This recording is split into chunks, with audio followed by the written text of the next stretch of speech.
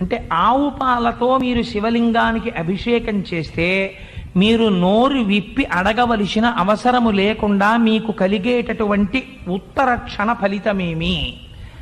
సర్వసౌఖ్యములు అంది రుద్రకామ్యార్చనం.